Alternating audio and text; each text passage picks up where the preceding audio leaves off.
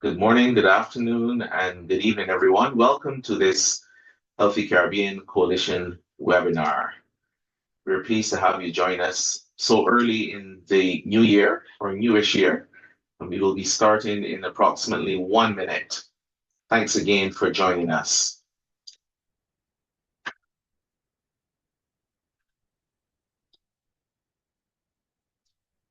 Looking at the attendees who are listed here, I do recognize some of the names from across the Caribbean landscape.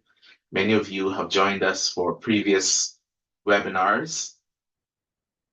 If you are new to the HCC space, welcome.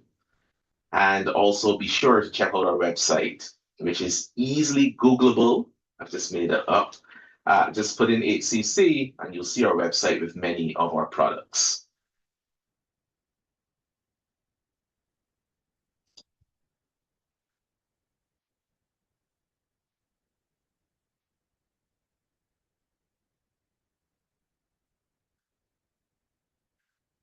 It's now 10 a.m. in the Eastern Caribbean.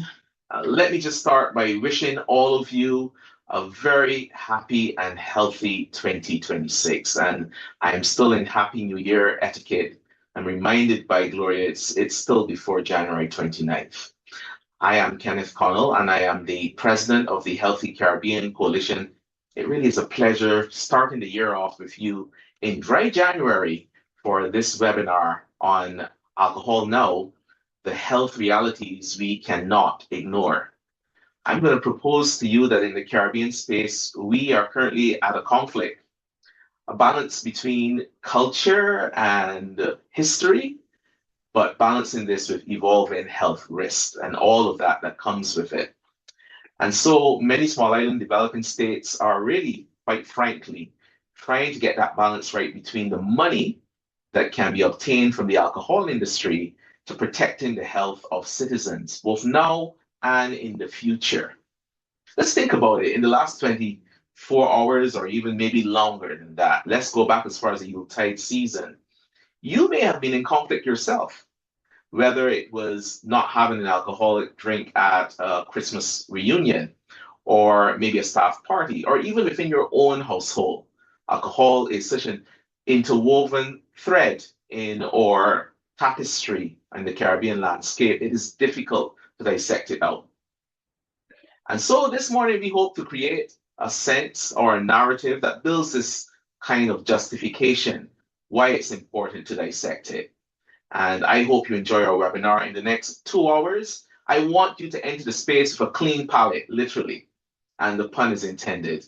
And with those few introductory remarks, on behalf of the entire HCC team, welcome and enjoy the webinar. I'm now going to hand over to Dr. Gloria Giraldo, NCD's and Mental Health Caribbean Sub-Regional Advisor for the Pan American Health Organization. And Gloria, did I get the Spanish accent correct? Fantastic. You're fluent. Thank you very much, Dr. Kenneth Connell.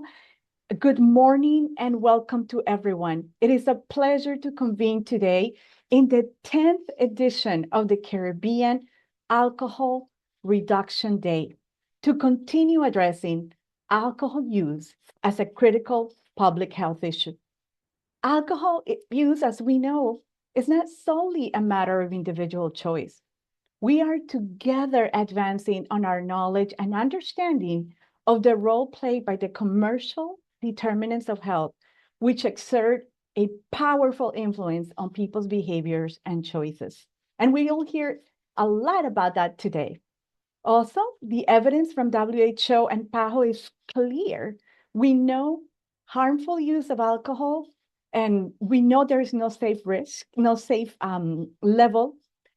It is preventable, and it is a preventable risk for the communicable diseases, for injuries, for violence, even mental health conditions that get exacerbated, and social harm in our communities. In our region, alcohol contributes to premature mortality, road traffic injuries, and significant economic and social costs that strain families, communities, health systems, and national development. And as Kenneth has just said, the Caribbean faces distinct vulnerabilities, including high availability, pervasive marketing, and social norms. So we will have this rich discussion today, thinking about all these many factors. Finally, we know that WHO and PAHO have identified, as well as many other bodies, evidence-based policy measures that will help us to deal as it should be as a critical public health issue. We also are very happy to join with the Healthy Caribbean Coalition and with CARPHA in advancing these health priorities and safeguarding public health.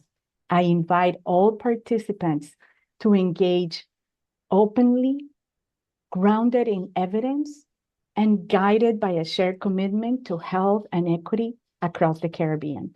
Welcome. Thank you very much. Thanks, Gloria. Thank you. And of course, PAHO is an important partner on this webinar. And the second important partner is, of course, the Caribbean Public Health Agency. And I will now hand the baton virtually over to Dr. Horace Cox, the Director of Surveillance, Disease Prevention and Control Division of CARPHA. Happy New Year, Horace. Yeah, thanks so much, Kenneth. And it's a pleasure to join both HCC as well as PAHO for this very important webinar. And permit me to just say good morning, distinguished colleagues and valued partners and friends. CARPHA appreciates being able to join you today for the 10th Caribbean Alcohol Reduction Day webinar. This year's theme, Alcohol Now, the Health Realities We Can't Ignore, compels us to focus on urgent and pressing issues affecting our communities. A decade ago, CARD was launched to confront alcohol-related harm, a significant, as we've heard, yet preventable obstacle to the health and development of our region. Today is an opportunity to reflect on our achievements and renew our commitment to overcoming persistent challenges. This year's theme could not be more timely. Alcohol continues to have profound health and economic impacts in the Caribbean, fueling disease, injury, violence, and reduced productivity. Pressures, we must confess, that are felt acutely by the most vulnerable populations in small island developing states. But there is hope, as Kenneth started. This is a new year. Effective interventions do exist. The WHO's best buys for alcohol control, measures such as regulating pricing, availability, and marketing can certainly make a real difference when matched with strong political will and ongoing commitment. CARPHA remains resolute in its support for member states. We call for robust surveillance, evidence-based policy guidance, and regional collaboration, as we see manifested here today, to amplify our collective voice for change. We are grateful to all partners and panelists for convening this crucial dialogue and generously sharing their expertise. Let us use this forum to exchange strategies in recommitting to evidence-based policies and strengthening our shared resolve to reduce alcohol-related harm across the Caribbean. Thank you so much. Thanks very much, Horace, for sticking on time and for catching me off guard as well. But anyway, thanks for handing the baton over.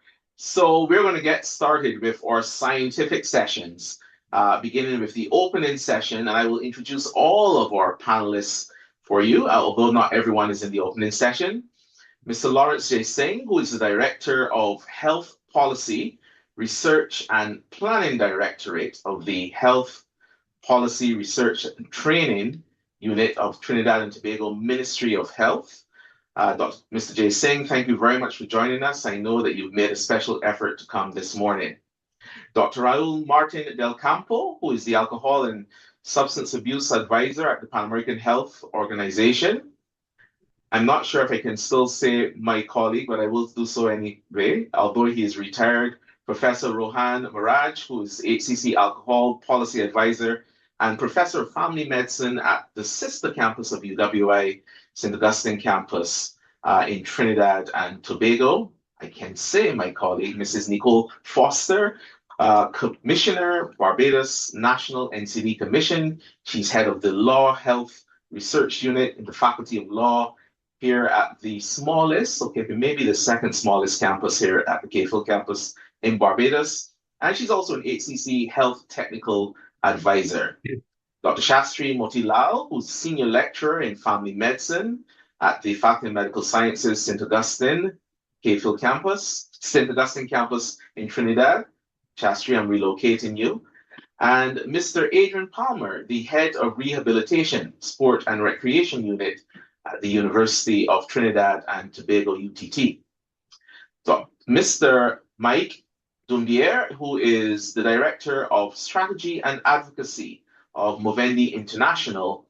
And last but certainly not least, Mr. Khalid Paul, the Program Officer, Substance Abuse Advisor Council Secretariat in the Ministry of Health and Wellness and Nutrition, right next door in Castries, St. Lucia. So, ladies and gentlemen, thank you for joining us. And I'll hand it over now to Mr. Dr. Raul Martin del Campo. Raul, did I get your pronunciation correct? I'm still working on my Spanish. Gloria is my coach, but go right ahead. Thanks for opening the session. Raul, yes, of course. You were very, very good. Thank you, Kenneth. Thank you very much. So, good morning. It's an honor for me to be here in the Caribbean Alcohol Reduction Day, and I'm very pleased to see the civil society organizing this kind of events, very, very important events. So I will tell you something about the Caribbean situation. We are about to publish a regional report on alcohol based on the WHO global report.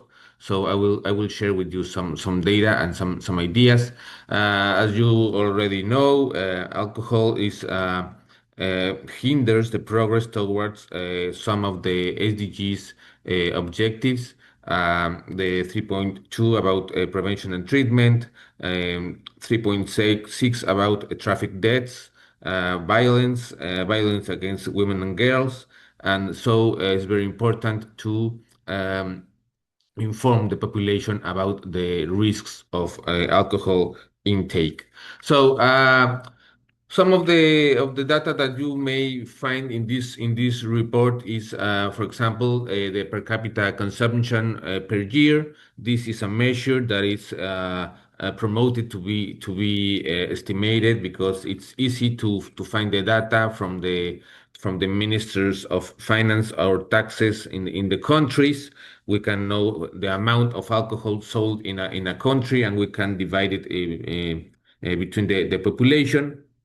And when we compare the Caribbean countries with the rest of the region, we can see there are mainly three kind of groups: those over the average, those close to the average, and those behind the average.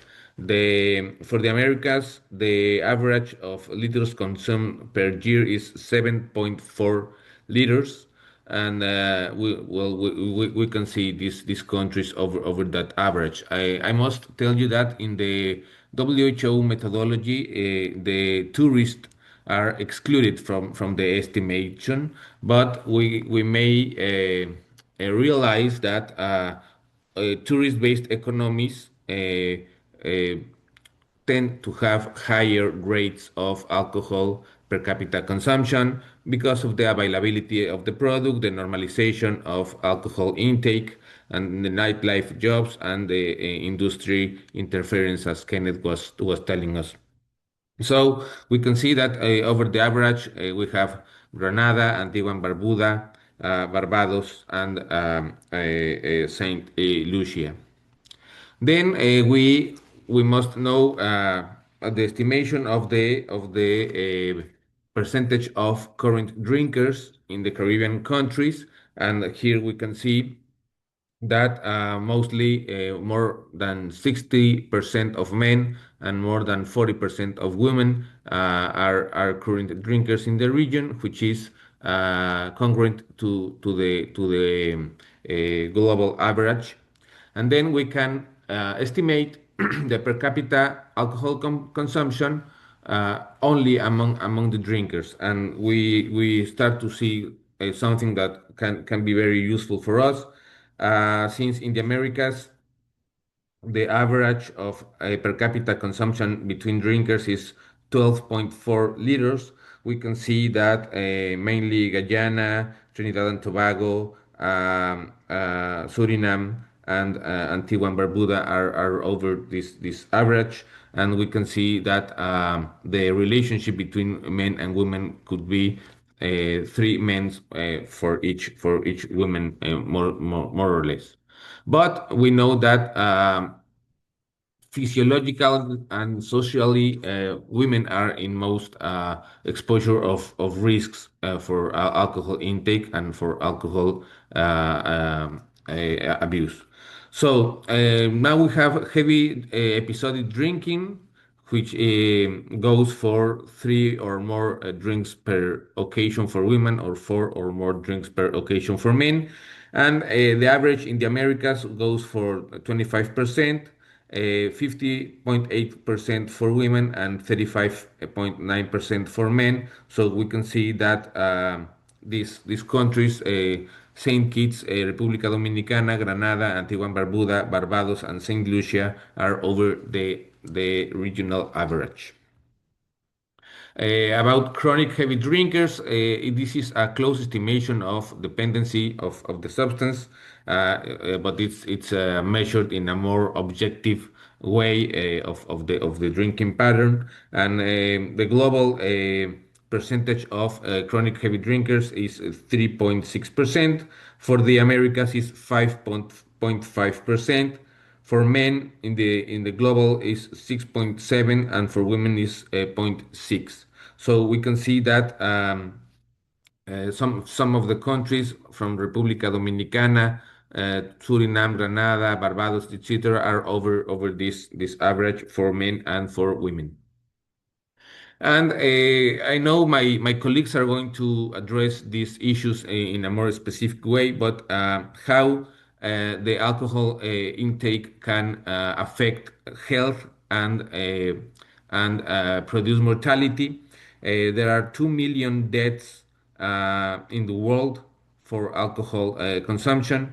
For men, alcohol consumption, and 600,000 for deaths each year for women. And we can see that the main causes are also alcohol use disorders, alcohol cardiopathy, liver cirrhosis, cancers, road traffic injuries, self-harms, and violence. And so as we can see, alcohol can be related to more than 200 different health conditions. So that's why it's very, very important to address the alcohol consumption. And as my colleagues were telling you, nowadays we know there is no secure dose of alcohol intake, which is very, very important to consider. About mortality, we can see that in the worldwide, people from 20 to 39 years are the most affected about the rates mortality estimated to be associated with alcohol. But for the region of the Americas is those between 20 and 24 years old. So it's very important to address the prevention and the information campaigns for our young people. And I don't know if we will have time to discuss about what we can expect from the World Cup of football soccer this year, since it may be a driver of alcohol use and alcohol abuse, and our young people and the general population needs to know the risk associated with this. So for the region of the Caribbean countries, since we have this global average of 6.7% for men and 2.4% for women, we have all these countries over that average. I must tell you that we are estimating to have 17,000 deaths each year associated with alcohol consumption, and most of them are distributed in three countries in the region, which are Haiti, Cuba, and República Dominicana. So there are many things we must do in the technical and regional cooperation about this prevention. And something that is very important is to address the service capacity for alcohol use disorders. So the global report is telling us that they have built this indicator for the SDG target 3.5 about the coverage and the capacity of the services. And I must tell you, in average, all the world has not achieved a very good qualification. But in our region, we have this kind of opportunities to grow about our capability to address the alcohol related problems in the public health services. Nevertheless, we have some progress in the region since there have been more adoption of clinical guidelines and national protocols, the increasing implementation of community-based with the AMH gap and non-residential programs. More countries are integrating guidelines to primary health care. We have a course on our virtual campus about AMH gap, audit, and assist, which are interventions validated for this kind of population. There are moderate increases in infrastructure and greater awareness about substance abuse as a mental health condition, which helps to deliver it in other kind of services. And well, we have this strategy, the safer strategy, which endorses the best practices, those policies that have been best evaluated to reduce the harms associated with alcohol consumption. We need to strengthen the restrictions on alcohol availability, the hours of sales, the point of sales, advance and enforce drink driving countermeasures, access to screening, brief interventions and treatment, enforced bans or comprehensive restrictions on alcohol advertising, sponsorship, and promotion, and to raise prices on alcohol through excise taxes. As I was telling you, we have these courses in the virtual campus. Sorry if the names are in Spanish, but we have for each of these courses the English version of these trainings. They are self-guided trainings, and they go from the policies to control alcohol, the safer strategy, advocacy, and some prevention strategies for women and pregnant women, and how to estimate the per capita alcohol consumption. And there's a new global report on the use of alcohol taxes for 2025 from WHO. I must tell you, there's some information about Caribbean countries. This report analyzed the existence and type of alcohol excise taxes, the tax design, for example, the specific taxes, ad valorem taxes, mixed systems, actual tax level in the final retail price, changes in alcohol affordability, and use of tax revenue, for example, for health programs. And what this global is telling us is that most Caribbean countries apply alcohol excise taxes. This includes all these countries. But however, the report shows that in the region of the Americas, taxes are often low and not always well designed. So the report highlights the importance of advancing in strengthening alcohol taxes, focus on reducing affordability, and the dialogue with ministers of finance in alignment to the safer strategy.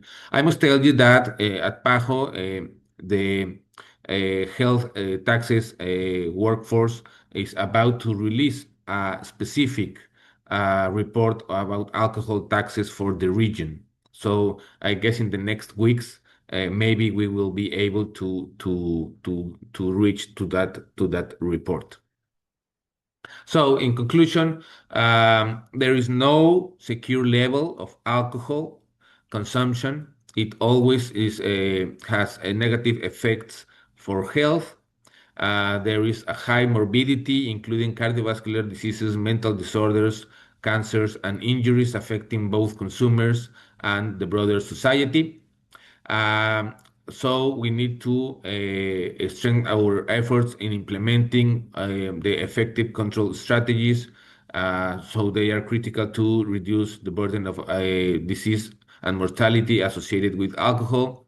And we believe that strong policies on alcohol control become the first line of defense for member states to reduce harms related to alcohol use, and the participation of civil society is essential to guide the governments and the general public on these efforts. So with this, I end my intervention. Thank you very much, and I hope we can discuss some of these topics. Thank you very much. Thank you, Raul. And I can't wait to hear some of the questions to your presentation. And on that note, I want to encourage everyone to place your questions in the question and answer box. I know you're tempted to put it in the chat. Please put it in the question and answer box so that our panelists and our various experts can, some of them may respond to you directly, or even we'll take it live in the Q&A section. And now over swiftly to our next presenter, Mr. Mike Dumbier. Mike, are you all set? Thank you very much, Kenneth. Is my screen visible with my slides? It is visible. I can see your buffet. Thank you very much for the invitation and the opportunity to contribute to this important day and this important webinar. I'm super impressed knowing the work of the Healthy Caribbean Coalition over the last 10 years. So it's a real pleasure to be with you again. I'm also super impressed by the work of member states in the region or sub-region and of PAHO, and to build on some of the smart things that have already been said is my job now. I've been asked to talk in this evidence section more about alcohol and cancer. And what I would like to do is to give a little bit more insights into the science, into what the science means for people, and what the alcohol industry is doing, and what the science means for policy action. And here I'll really be building on several of the things that Raul has highlighted. To get us started, this is a civil society perspective, and Gloria highlighted the importance of having an evidence-based approach for ministries of health, but also civil society.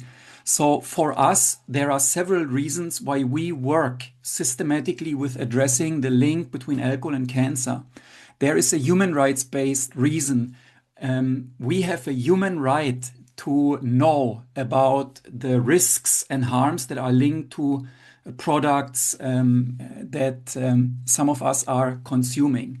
We think that there is a social justice dimension, that we are all at risk from cancer due to alcohol consumption, but some of us are even at higher risk. That is especially true for women.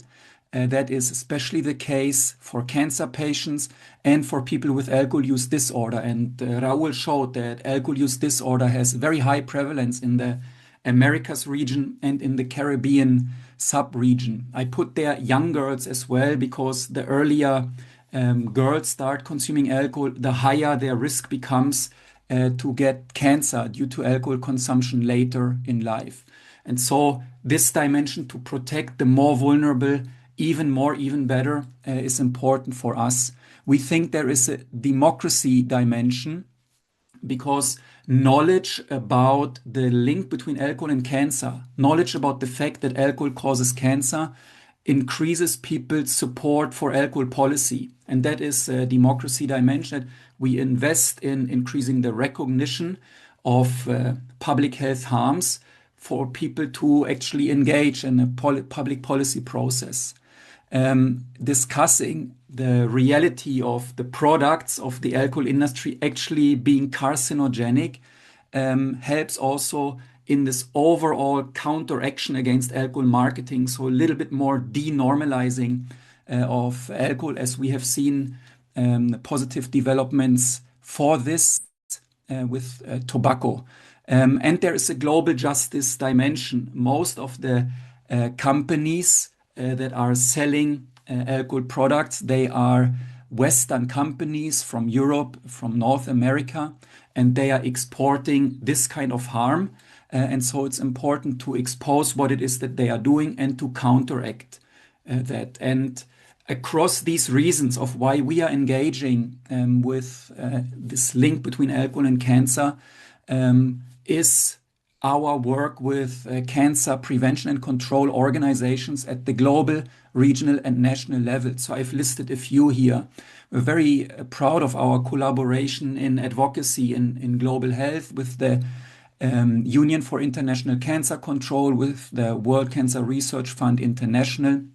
They have been pivotal in actually securing the Global Alcohol Action Plan that was adopted by member states in 2022, but also at the national level in the United States. Many years ago now, more than 10 years ago, we launched the first discussion of the link between alcohol and cancer together with the AICR. We have done similar work in Sweden, in Norway. These abbreviations stand for different cancer foundations, cancer societies in different parts of the world.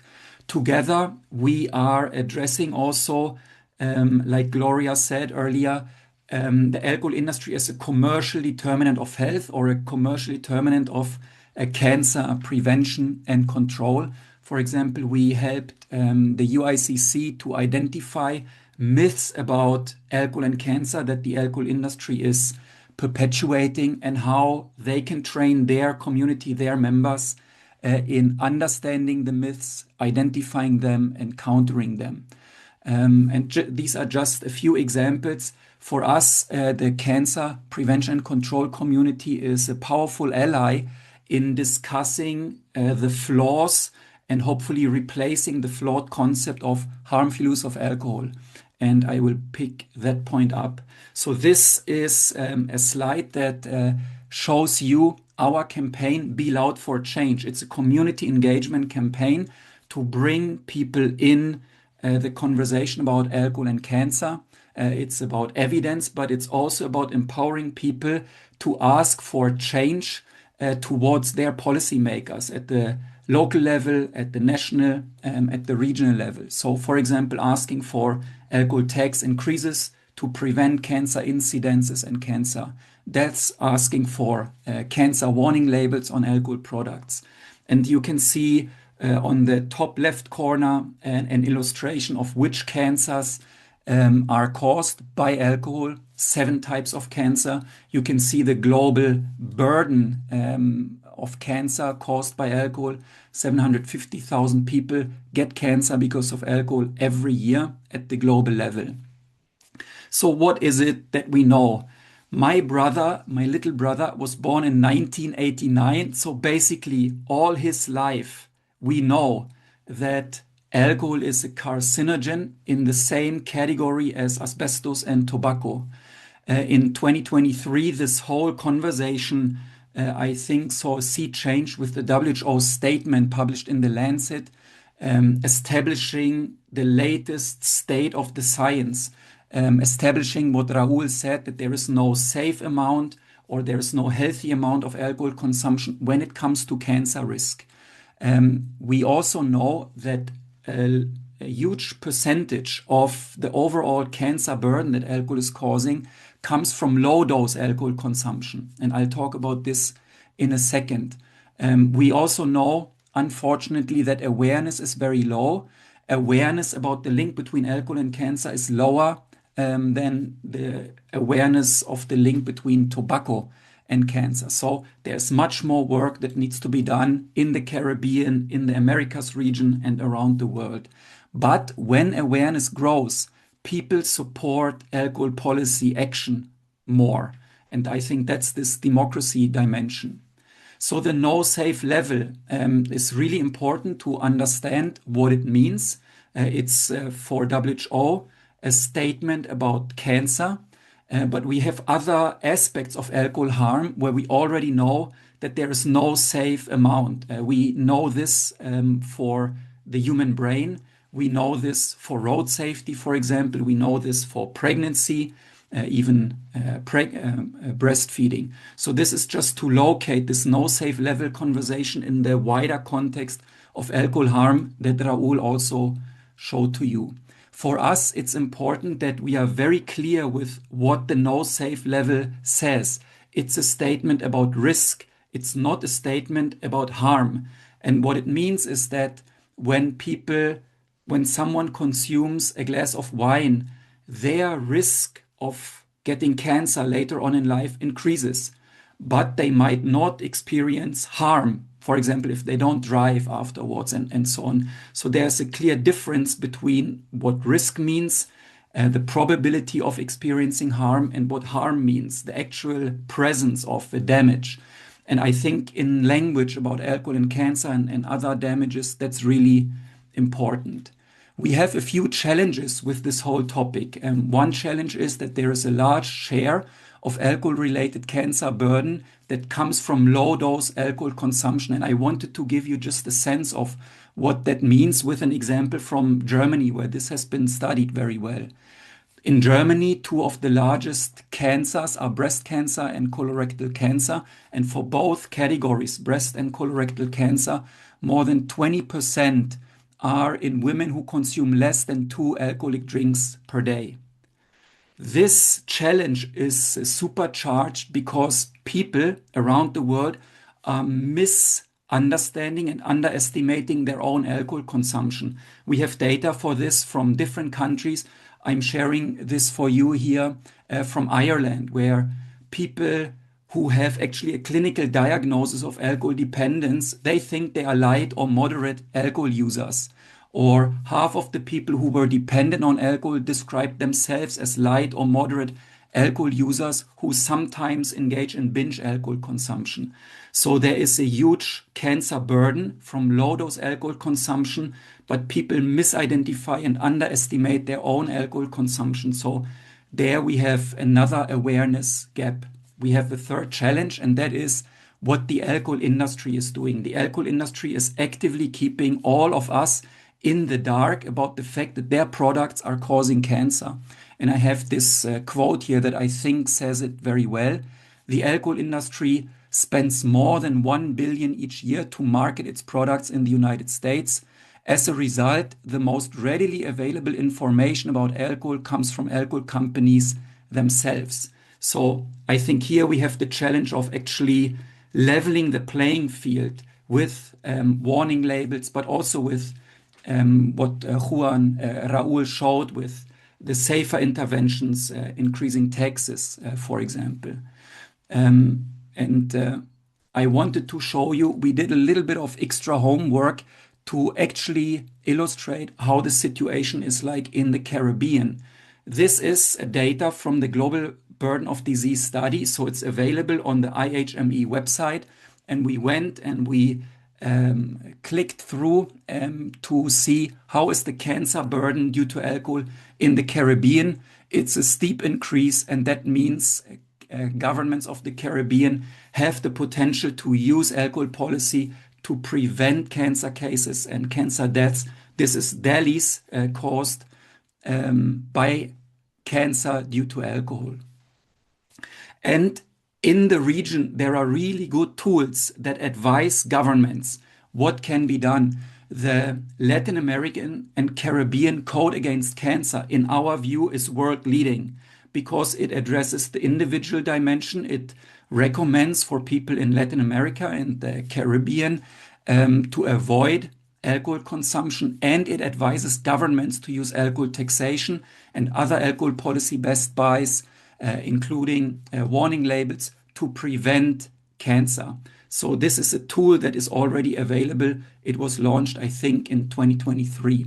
And the potential of using the alcohol policy best buys, especially alcohol taxation, is really awesome in very scientific language. For example, a modeling study estimated that doubling current alcohol excise taxes in the WHO European region could avoid almost 6% of new cancer cases and could avoid cancer deaths. And 6% looks like it's low, but if you translate it into what it means for our communities, with a alcohol tax increase, we can prevent almost 200,000 cancer cases. And with an alcohol tax increase, we can prevent more than 85,000 cancer deaths in the European region. And to wrap it all up, what it means is Raoul showed that alcohol is an obstacle to development. Alcohol negatively affects 15 of the 17 SDGs, and cancer prevention is, of course, part of SDG 3. So alcohol policy is a catalyst for cancer prevention, and alcohol policy is then also a catalyst for more of the development across the Sustainable Development Goals. And with this, thank you so much, and back to you, Kenneth. Thanks, Mike, for an excellent presentation. As one of the most important parts or enlightening parts of your first slide, so the clarity and the connection between breast cancer and alcohol, so I like the landing slide, but also the need to disaggregate risk and harm. Everyone associates alcohol with harm, but we seldom do so with risks. So I'm going to hand the baton over now to Prof. Miraj, who is up next with the commercial determinants of alcohol use in the Caribbean. Rohan?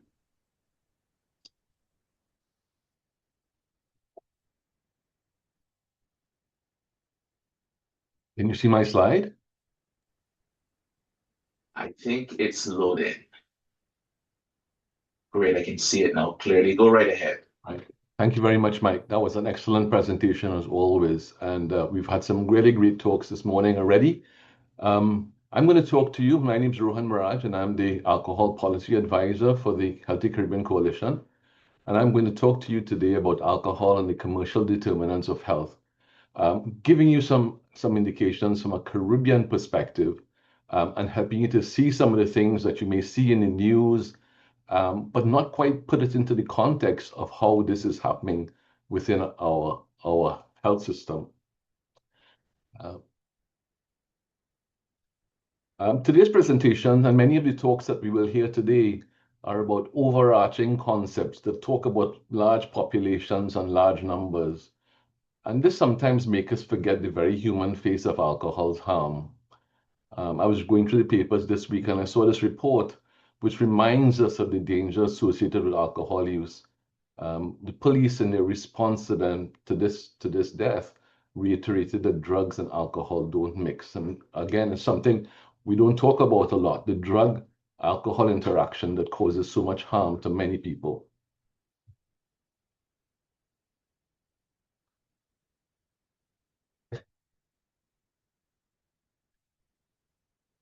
I want to start with a little statement. This is a CEO of a health organization in the US. It says, commercial determinants are fast becoming the most urgent and significant health, social, and governance challenge for our lifetime. In the heart of this is the greatest risk facing not only our populations, but our planet. And this is one of the issues when we take a commercial determinants of health approach, is we start to think a little bit more carefully about not only the impact on humans, but its impact on planetary health. The commercial determinants of health can be defined as the strategies and approaches used by the private sector to promote products and choices that are detrimental to health, and as we mentioned, planetary health, also not only human health. Commercial determinants of health are health outcomes. Its health outcomes are determined by the influence of corporate activities on the social environment in which people live and work, namely the availability, cultural desirability, and prices of unhealthy products. The environment often created by the commercial entities shape the so-called life worlds, lifestyles, and choices of individual consumers, ultimately determining health outcomes. The commercial determinants of health drive NCDs through obesity, diabetes, and heart disease, drives environmental damage and health inequities through activities like aggressive marketing, lobbying, and shaping the life world environment. 4 industries, tobacco, unhealthy food, fossil fuels, and alcohol, are responsible for at least a third of global deaths annually. The concept of commercial determinants of health is still being elucidated and studied. There are several models and components. For example, according to Kickbush and Mail-On, the commercial determinants of health cover 3 areas. First, the global drivers of ill health, such as market-driven economies and globalization. Secondly, business, market, and political practices that are harmful to health and used to sell commodities and secure a favorable policy environment. And finally, they include the unhealthy commodities themselves that contribute to ill health. Kickbush provides that first diagram that talks about outcomes, and Mail-On at the bottom talks about commodities. I'm going to use the Kickbush model for the presentation just to help us to sort of go through the whole idea of commercial determinants within the Caribbean context. And on the left are what we call the drivers of commercial determinants of health. And an important driver is the expanding outreach of corporations. Many corporations facing stabilization or declining consumption in traditional Western markets have expanded aggressively into low and middle income countries in Asia, Africa, and Latin America, where economic growth, rising disposable incomes, and less stringent regulations offer significant growth prospects. The wealth of the alcohol industry allows for growth outside of these traditional Western markets. And this has been facilitated by internationalization of trade and capital. This internationalization refers to the intensifying worldwide integration of economic activities where production, investment, and exchange across national borders, often driven by multinational corporations and technological advancements.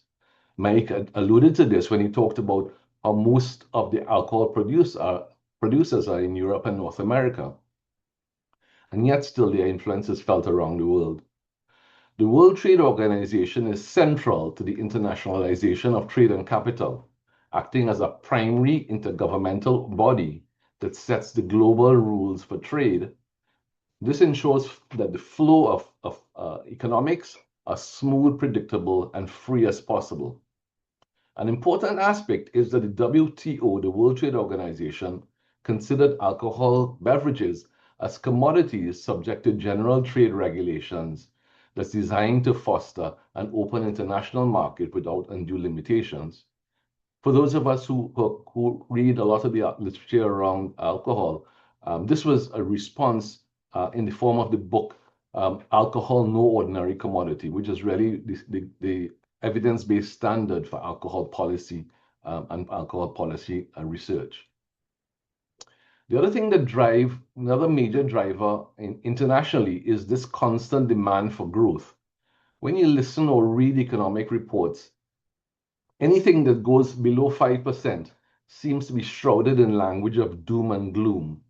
This constant drive for higher interest rates and dividends for stockholders and investment companies, the pursuit of profit is the primary driver behind corporate business strategies and inherent sources of conflict with public health objectives. Industry profitability often depends on harmful consumption practices.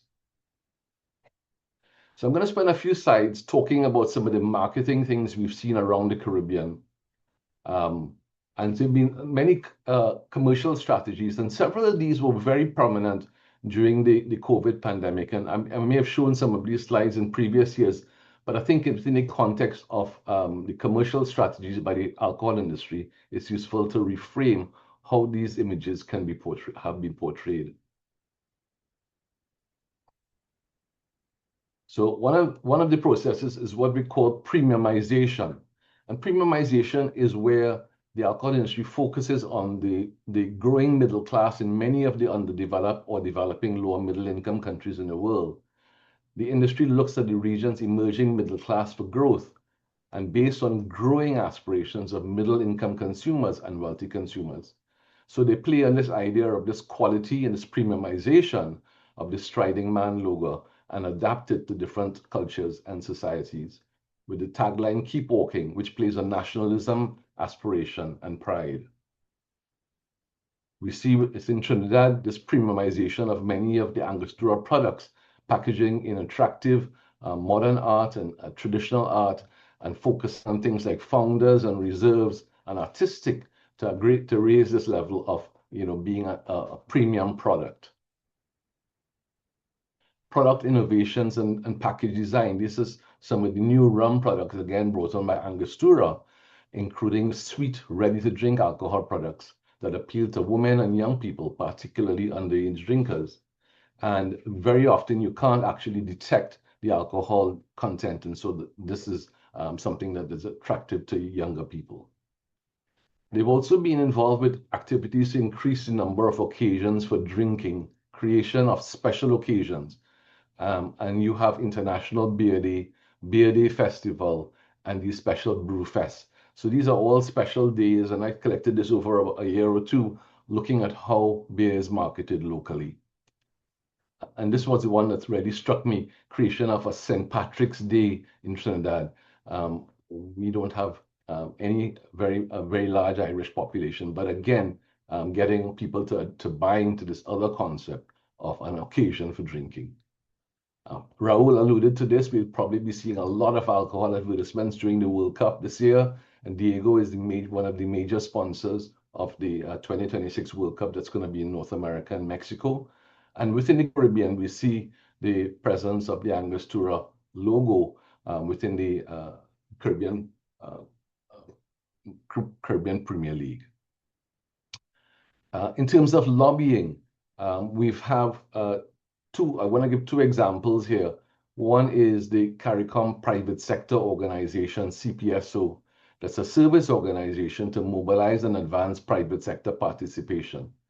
And they are within the CARICOM Secretariat, and they are represented on several committees, e-commerce, front of package labeling, and therefore they can influence decision making. And they are a form of hidden power by a lot of the private society. And many of these, for example, you may or may not know that the director of the Trinidad and Tobago Beverage Authority, which is a mouthpiece for the alcohol industry in Trinidad, is one of the leaders of the CPSO. It's interesting to note that no health-focused civil society has a presence within CARICOM on that level. And so this is one of the ways that the alcohol industry is exerting its political clout within the region. The examples of lobbying that's been mentioned in some of our literature, in which the Jamaica Rum and Spirits Trade Association and Desmond Geddes lobbied heavily on the government to adjust their special consumption tax. That tax was based on the percentage of alcohol within any products, as opposed to just a simple one-off tax that for all alcohol drinks. And the companies have been lobbying the government to have that tax removed. The other main channel by which the alcohol industry contributes within the region is through corporate citizenship. If you go to the Trinidad and Tobago Beverage Alliance webpage, they say that one of their roles is to monitor all policy development locally, regionally, and internationally that have an impact on national alcohol policies and engage in dialogue with decision makers. But what we see is that often that dialogue moves the policy away from public health to the right of the individual to experience, in their words, happiness and conviviality. It therefore moves the burden to the individual behavior. We as civil society have the opportunity to reframe our discussion of commercial determinants of health to move away from the individual towards the commercial sector. And so this is an opportunity. A lot of our research, for example, around the region has focused on who is at risk and why are they at risk, as opposed to what are the sort of backgrounds and environments that the commercial actors bring to the society that helps to create people to be alcohol users. And the other thing that they do, as we see in the slide here, is that they will often provide a different take on things like that information on cancer. And that was where one of the recent headlines, I think this was the one that came from the US Surgeon General, where they promoted after the WHO had their pronouncement about the links between alcohol and cancer, the rum producer was knocking the links, and that was a big headline in one of the newspapers. Right. The alcohol industry also creates an environment, and they play often upon the idea of, our culture. And these are some slides from the Trinidad newspapers in which the alcohol industry focus on 2 centuries of tradition, launching an Angostura Foundation, contributing to CARICOM's 50th anniversary, and providing scholarships in the performing arts. So this whole idea of creating this space in which alcohol is seen as being, an important part of our culture is an important part of the way that they drive behaviors. Again, here, culture being an important part, creating brand loyalty. This is the 0% alcohol beers for young people, and then focusing on consumers. And we see a lot of this during the COVID pandemic, targeting women and young people, playing off on the idea of breast cancer and having the sort of pink color with alcohol. Focus on you. This is Angostura labeled laptops during the COVID epidemic, announcing new ambassadors. And then, of course, the outcome that we see is that alcohol contributes to over 500 medical and injury-related conditions, as is alluded to by Mike. So this is how, in the Caribbean context, where we have high per capita alcohol consumption, a cultural normalization of heavy drinking, heavy industry sponsorship, we see that there's a need for stronger regional harmonization.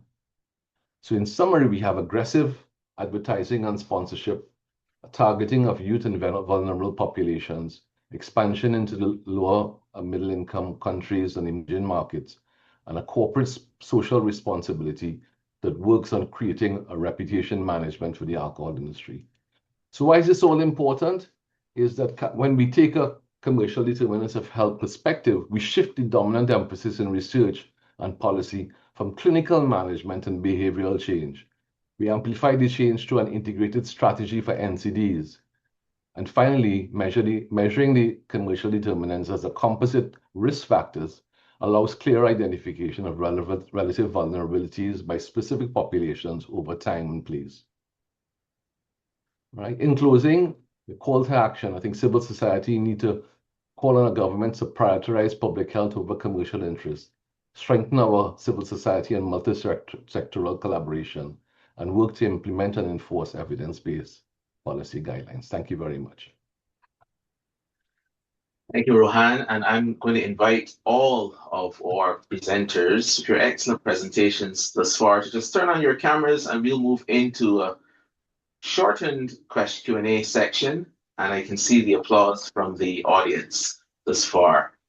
Okay, so I've been following the questions with some anxiety because they're all very good questions and we don't have enough time. But I really do want to get to this question that I think that Mike, you may have answered already, but I want it to be discussed. So has the implementation of the alcohol tax reduced the consumption of rates in the countries that you mentioned? Go right ahead. Thank you for picking this up, Kenneth, because there came another question also about unintended consequences of taxes. So I will be very brief and I will say, Raul highlighted the WHO normative guidance and the technical guidance on alcohol taxation. So when countries follow WHO guidance and World Bank guidance and International Monetary Fund guidance, there is now consensus around the positive effects of alcohol taxation. It lowers population level alcohol consumption. That means it lowers harm and costs to the healthcare system. So it's very positive, and we have documented this in a world map for countries from around the world. Suicide, road traffic fatalities, different alcohol harms rapidly reduce. And on the unintended consequences, when alcohol taxes are raised in an evidence-based, public health-oriented way, we really do not see that the illicit alcohol, the unregulated market increases. And we don't see it because also in the unregulated market, the prices increase. The people who sell alcohol illicitly, informally, they are not stupid either. And so the government has the chance to raise taxes and to use some of the resources to improve enforcement and surveillance, as was mentioned before. And when that is done, there are virtually no unintended consequences from alcohol tax increases. Thanks, Mike. And I'm going to move into the second question. I know we're quite rushed for time, but Raul, so this one was answered by Mike, but I want to hear your take on it. What factors are responsible for the high levels of alcohol consumption in some countries and not in others? Well, as I was telling you, I guess for the Caribbean region, we have same factors as in other countries, as changes in roles of men and women, and the availability and all the marketing and all the marketing aimed at kids and teenagers. But also we have the phenomenon of the touristic approach of the economies in the Caribbean region, which makes it to normalize the consumption even from early ages, to a lot of availability of the product, and even the nightlife scene jobs are related to higher levels of consumption. So it's very important to apply some kind of policies in order to inform the population about the risk of alcohol intake. Thanks very much, Raul. And I'll take the final question to Prof. Murad. So Rohan, quite often we sit in two different spaces, one with the patient in front of us, and there's always a temptation to just get that person to change their behavior, but a much higher level is changing the environment. And there's always a conundrum somewhat, because the argument is always, well, why don't you just get the behavioral change so that people wouldn't consume alcohol rather than focus on changing the environment? What are your thoughts on that? Yeah, I think that this medical model that we have has traditionally blamed the individual patient. We need to tell the patient, you have to change. But I think that more and more this idea of social and commercial determinants are telling us there are lots of other forces that we often don't pay attention to, and sometimes those forces are historical. You think about how alcohol was inculcated into our grandparents' livelihoods. The indentured laborers were paid alcohol as a reward for working, and to help to control the population. So we know that there are all sorts of other forces in the Caribbean history that has played a part in how alcohol is viewed currently in our setting. And I think that we don't discuss this enough. Very often we don't talk about it. And how did this arise? Where did it come from? And how then do we need to change our concepts? And that's where I think that having our 10th annual Caribbean alcohol reduction is an opportunity for us to elevate the dialogue, disseminate the information. And I'm really happy that we've had such a wonderful talk today across the whole Caribbean. We have people from St. Lucia, Barbados, Trinidad, and we have reporting on stuff from Guyana. So this for me is a great step for us to sort of get this dialogue going. Thank you. Yeah. A great start. It's not an easy dialogue for any of us. I mean, no. Using my own self as an example, I remember my introduction, as it were, to alcohol. You got a sip of wine for Christmas as a treat. Yeah. You see what I mean? Or you're now in an environment where it's extremely difficult. I was at a recent Christmas gathering, and I wanted to have the cocktail, which really just turned out to be just the passion fruit juice side. And the bartender said, no, I can't waste the passion fruit without the alcohol. So these are the environments that we're working in. But I want to thank you for your presentations. I know that there are lots of questions in the chat that you're going to respond to, but so that we can at least attempt to stick to time, I'm going to move on with the second segment of our webinar. Thanks, everyone, and thanks for your questions. And apologies if we did not get back to you live, but we certainly will get back to you in terms of the Q&A chat. So now I'm going to introduce Mr. Lawrence J. Singh, and somehow, Lawrence, in your presentation, maybe you're going to get to this, the impact that this alcohol tax has had or is likely to have in Trinidad.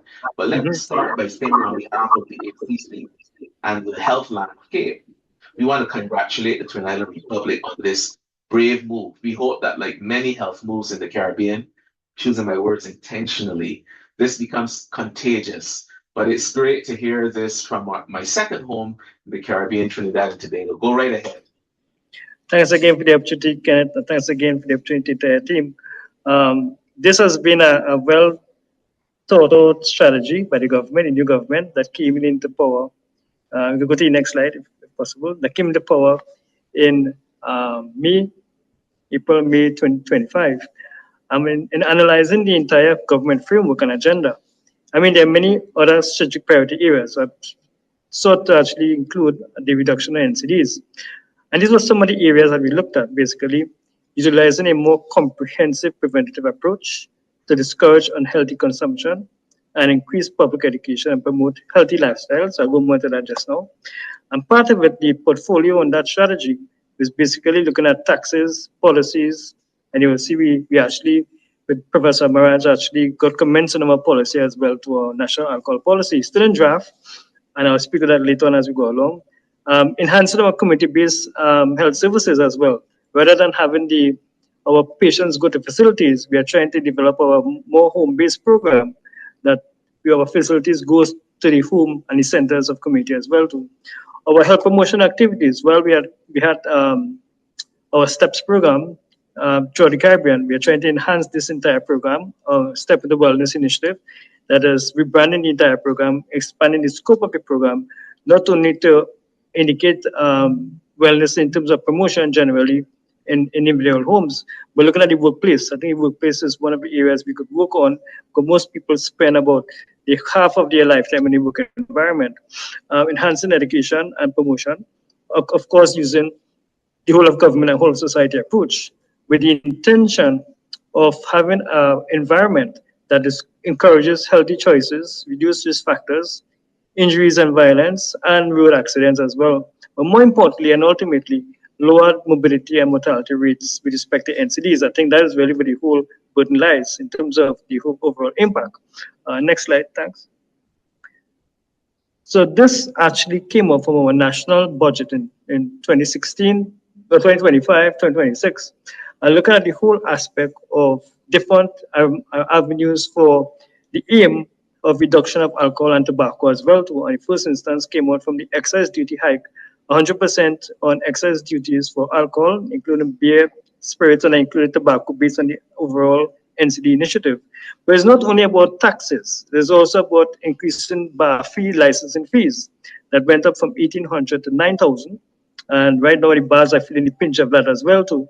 And also amusement gaming in terms of our bars as well, increasing the taxes there from about, you could see there from 25,000 to about 6,000, 25,000 to 25,000. And then the electronic roulette machines from 120 to 200. So there's a more comprehensive approach, a government approach in tackling the consumption of these types of products. Next slide. Thanks. And this is where the actual numbers hit the ground. Now this came out in October in our budget with a January implementation. And when it went through Parliament for approval as well in terms of the bill. And it went to a whole discussion just before Christmas. And this actually impacted on the price of beer that increased basically from about $8 a beer to about $13. And you could see actually the previous rates 5.14 to 10 point, that's double, 10.28 from 75.21 for rums and spirit to 158. Malt and tobacco, of course, increased double as well too. So you could see the tax regime and the excise and custom measures, they actually double. Next slide. And you could also see in the next slide where we have not implemented this yet. This was announced actually on the 17th of January. The Prime Minister of Trinidad and Tobago actually outlined the entire legal agenda in Parliament. She also mentioned it, I remember, in July, and that sparked up a whole review of our entire policy, looking at the purchase and possession and consumption of alcohol and tobacco, 18 to 21, And looking this year as well, the consumption of cannabis, 18 to 21, and gambling from 21 to 25. So it's a more comprehensive approach in terms of not only the taxes, but also measures to look at the whole situation perspective of the age as well, which is really an issue arising based on surveys and based on evidence provided thereafter, which I'll allude to just now. Next slide. We also look at why it is you really want from why is the government trying to be went to implement these things within 6-7 months of being in government. Looking at the age limit again, we are looking to see how best we could protect young persons from an early addiction. We know that what Professor Mara just highlighted, the promotion part of it from the companies and the advertising part of it. But at the same time, yes, we'll also look at the commercial determinants of health, especially discussions.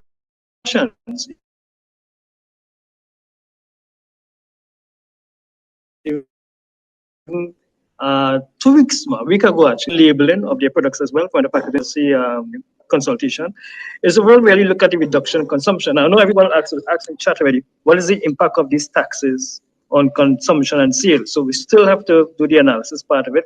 It was only implemented this month, basically. So you will see some of it there and again in October. So through the market analysis, we'll have to see from the different companies and in different areas where they are feeling the pinch. In the beginning of the implementation, there were many bars and a bar association who actually indicated their drop in sales. But I think one bar in Port of Spain in the city closed, but it has not affected on all our establishments as yet. So we're hoping to see what the market research and the evaluation of this impact on society will bring to us as well. Looking to see again, the main purpose of yes, to reduce consumption, but protecting our population. We invest too much, as you all know. You all know this at length in terms of the loss of productivity, loss of economic growth, and the NCD burden. Looking to see how best we could protect the individual, protect the status of the individuals, because we are seeing an increase in amputations. We are seeing people exiting the workforce at an early age. And we want to make sure there's a burden on the health system, as you all know. And that's really the second and last point. We have plenty allocation of resources are spent on open heart surgeries, on dialysis programs, etc., increasing. So we're hoping that this part of the action side of it, in terms of this portfolio of taxes and duties, will sort of reduce the consumption. We're hoping as well it could reduce the injuries and traffic accidents taking place. And what Trinidad has done since January, implemented a whole series of increase in taxes with respect to traffic fines. It has doubled, actually, quadrupled in some cases too as well. More importantly, it has increased from 12,000 to 24,000 fine if you actually exceed the consumption of alcohol while driving. So we're hoping that that will have a dent in the reduction of accidents and injuries as well. Next slide.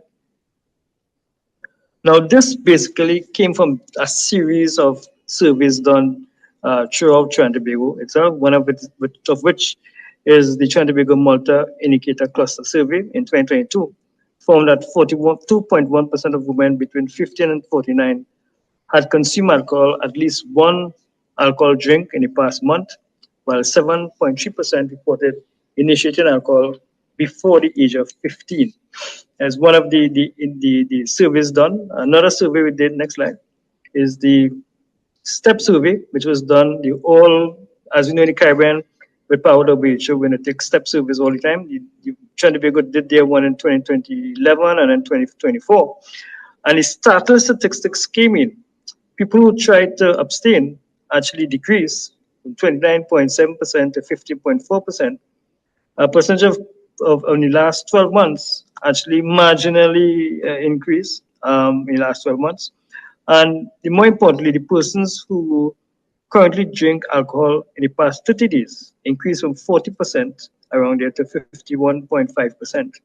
And one of the biggest indicator, heavy episode drinkers, really looked at just 12.7% of there as well too. So those are some of the surveys and evidence that they looked at to see how best we can contain and manage the consumption. And again, from global reports, as we all know, compared to the other Caribbean countries, Trinidad and Tobago has the highest percentage among youth in terms of consumption. And we've seen WHO estimated that 31% of TNT youths between 15 and 19 consume alcohol, which is the highest compared to other Caribbean territories, 26.3% in Jamaica and 27.3% in Guyana. So we know the statistics. I mean, you all spoke to the statistics earlier as well to an impact on cancer, which we will obviously use in our own policy as well. But also, the next slide. Look at this year as well from a CARICOM perspective, which we have shown many reports in our own draft policy as well, looking to see the impact on the Caribbean as a whole, as a region. We know, as given the history done by Professor Mirage earlier, our CARICOM territories had the sugar-based industries, and we're looking to see how best we could manage these things. So when you compare to tobacco and alcohol, I mean, this is where the whole thing comes in. At what depth do you go to in managing alcohol as you did with tobacco as well? And we know in other countries where they have a limited sale between 8 and 10 or 8 after 8. Are we ready to really institute some of that in our Caribbean nations, which is very critical? Taxes, as we mentioned before, and also promotional activities is fine, but at what depth do we go to manage what about the public consumption? What are we ready for? Because implementing these taxes in the last fiscal year and this fiscal year, in January, there was a huge network of outcry in social media. The environment is very different now compared to 10, 15 years ago. So you're seeing that they have more, only when persons get and we've seen as well in our health system, where diabetes, cardiac care is now not 50 and 60s, now the 30s and 20s. And you realizing the root causes came up from there, part of which is alcohol and tobacco. That is the reality of it. So just like COVID-19, as you mentioned, COVID-19 and the impact on COVID-19 and the measures and the regulations, where are we going with respect to tobacco and alcohol? As policy options, the best options, are we evaluating our policy options to make sure it's working at all? Or are we ready, as Ms. Nicole will indicate, are we ready for legislation in our country, in our Caribbean territories? So the last slide basically looks at the whole issue of our, not only alcohol policy, but our vaping and ENDS policy. We have on the final rounds of negotiation and in terms of consultation. So we open like last rounds with Professor Mirage again in our alcohol policy. We should get this approved either before Carnival or after Carnival, but during the month of February. We're enhancing our health promotion behavioral change. And that has been a bigger part of our policy in terms of alcohol. You could institute all these measures, as you all mentioned earlier. Behavioral change is one thing, but how can we institute these measures across and enforce these aspects of commercial determinants of health? It's not about the individual only, it's not about the organization, it's not about the public sector. What about the private sector relationship? It is very critical. And of course, enhancing our NADAP alcohol drug and program to ensure that we have more space and more capacity in driving the program at the school level, at the community level, at the individual family level. I think that is very critical. And of course, using a whole of government and whole of society approach with ministries, with corporate sector, civil society, and of course our NGOs, so it's very, very critical in managing this strategy. So it's not only a strategy in closing, in terms of taxes and fines and all these things, but it's a more behavioral change strategy to complement the entire policy as well too. And that's a bigger part of our national alcohol policy. And we're hoping with the Prime Minister recommending that she want the age to increase from 18 to 21. This is the legislative agenda, and we're hoping that this policy in the month of February, for the latest March, will go to our cabinet for consideration. Thanks again for the opportunity, and thanks again for the time. And it's all important day of reducing alcohol. Thanks, Lawrence. That was excellent. I know that we are over time, but I really want to drive home the point of congratulating Trinidad. Because I know from experience and being social rep at the St. Augustine campus and getting sponsorship from a company not too far from the Eric Williams Medical Complex, and that's all I'll say. But think about it. How do you kind of, dissect that and dissociate that culturally? Nicole, over to you. Alcohol now, the health realities we can't ignore. Go right ahead. Okay, thanks very much, Kenneth. And thanks to the previous presenters. It's really been an excellent webinar so far. And I'm just going to be quite brief and speak a little bit, drawing on my current experience as a member of the Barbados National NCD Commission. Obviously, I'm speaking in my personal capacity, not on, representing the views of the commission as a body, but what I've been asked to speak to is a recent NGO forum that we had that, sorry. Okay. All right, and something went wrong there. I'm missing a slide somehow. A recent NGO forum that we had that spoke to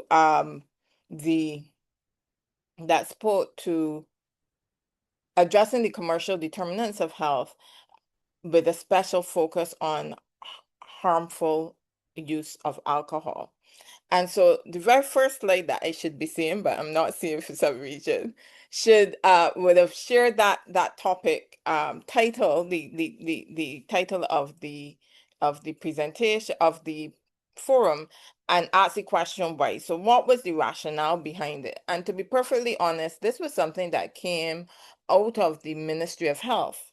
Yes, so the NCD Commission works very closely, obviously, with our Ministry of Health and Wellness. Our Ministry of Health and Wellness, we act in an advisory capacity to them.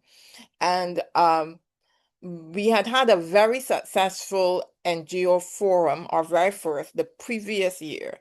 And so we had determined one of the things that come out of that was that we needed to continue this, that this was something positive, this was something useful, that our NGOs really found brought value.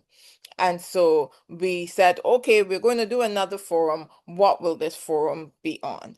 And the Ministry of Health and Wellness, because of all, as Rohan was saying, there's so much discussion taking place, fortunately, wonderfully, now in terms of the commercial determinants of health, and more moving away from that very limited framing of health as an individual choice over to recognizing that the environment, including the policy environment in which we operate, is critical to the types of decisions that we're able to make as individuals. So as we're having more and more of that conversation, the ministry thought it was helpful, it would be helpful to engage our NGOs on that broader conversation about commercial determinants of health. And then they've courageously, in my opinion, so tip my hat to them, kudos to them, said to us, let's try alcohol. Let's try the harmful use of alcohol and see where we can get it. People, are you meant to be advancing slides? Yeah. A slide was no, it's fine. I'm missing a slide. So that was my first slide that was missing. So great. I'm now on to this slide. Yeah. So we said okay, and we ran with it. So these were the basic objectives that we had for the forum. Quite a few. I've highlighted what to me appear to be the most critical and the ones that we were most oriented in terms of, which is to say, increase awareness of both the commercial determinants, but in particular, this whole issue of alcohol, which, as all of our presenters going before have emphasized, is such an integral part of our lives, yes? And to understand the harms and risks associated with that. And then we were really very focused on wanting actionable recommendations and something that could support policy development, because we saw our role as an NCD commission as critically bringing value in that space of policy. Now, somehow this was supposed to be the slide. Okay. So I want to start in terms of what we accomplished. I think, and this is all part of the courageousness and the appropriateness of the choice of alcohol as the topic for this forum. We had an address by our minister, and I think for me, this is certainly my take on it, that I saw the minister's remarks as very much reinforcing why it was that the ministry thought that this was the right time and an appropriate topic to address.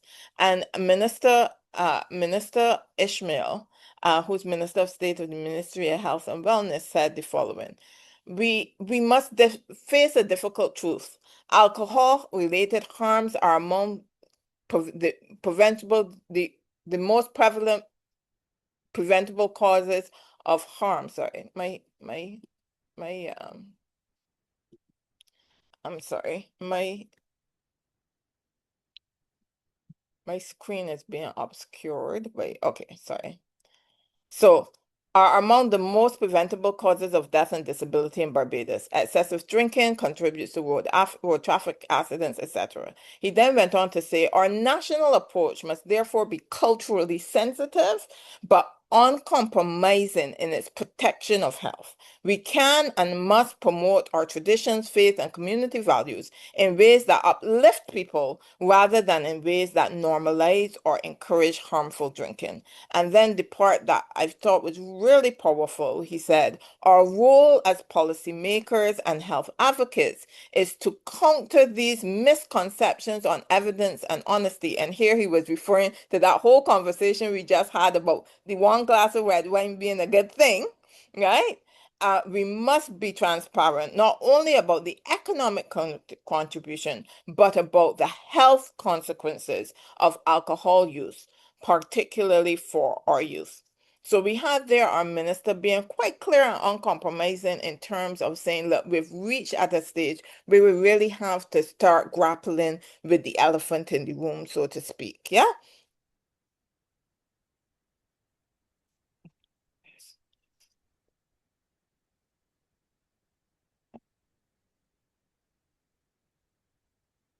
All right. And in doing so, he identified 5 priority areas that the Ministry of Health and Wellness, as part of Barbados's NCD prevention and control response, had identified to deal with the problem of alcohol. Having said that, I will say you would know, even in his uncompromising comments, we still had our minister speaking to harmful use of alcohol. And certainly that is something that that is going to continue to be a challenge for us as we try to reflect the evidence that says that really there's a risk with any level of consumption of alcohol.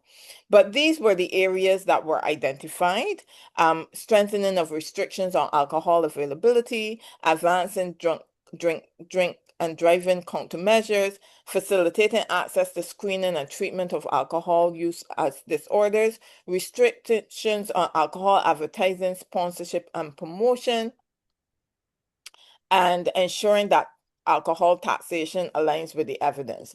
Now, so you get a sense of where we are aiming to go. We still are at the stage of needing to formalize this because one, we're right about to have an election. So the NCD Commission recently met and to put together our strategic plan, but we were not able to we wouldn't be able to move forward with that until we see what happens post-elections. And but just to highlight what were the content of the meeting, so we would have spoken to alcohol and youth, marketing strategies, and alcohol policy. And some of the key messaging that came out was persons were very unaware of the connection between cancer and breast cancer. Alcohol and breast cancer. And so the NGOs felt that it was really important for us to spread the word and to really drill down on the evidence and use the Ministry of Health as a conduit for sharing this information and raising awareness. As it relates to alcohol and marketing more generally, we had the usual problem of pushback as it relates to money. People saying, look, I'm going to take the money from who going to help me with my program. And I'm not in a position to say, oh, I'm not going to help this at-risk youth because the money is coming from the wrong place. And so it was clear as well that we have to continue to have conversations about alternative forms of funding, but also about the real challenge and difficulty of accepting those types of funds and how it undermines our goals in the long run. Just this was part of the conversation that we had in terms of the undermining of the evidence that had taken place in the context of the report that had come out about breast cancer that Rohan would have referred to. And so just very quickly in terms of where we go next, I think we're at the beginning of a very long road. I don't think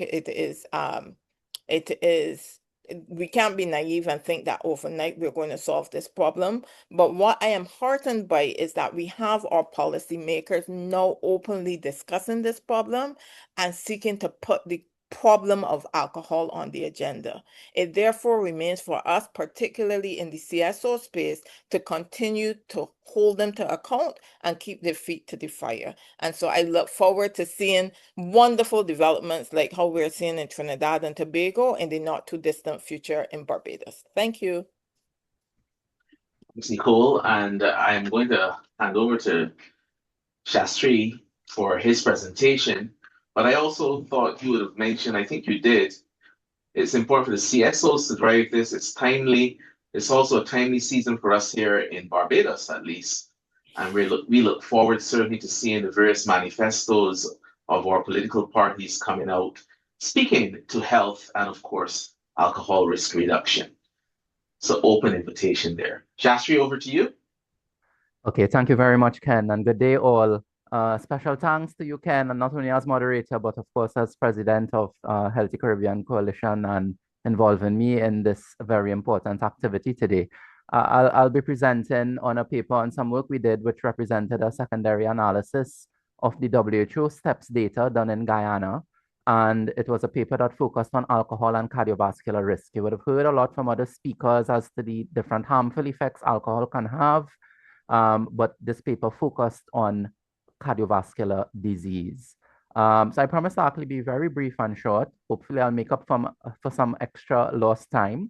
And the background and context to this paper essentially is things that we already know. Alcohol is a risk factor for NCDs.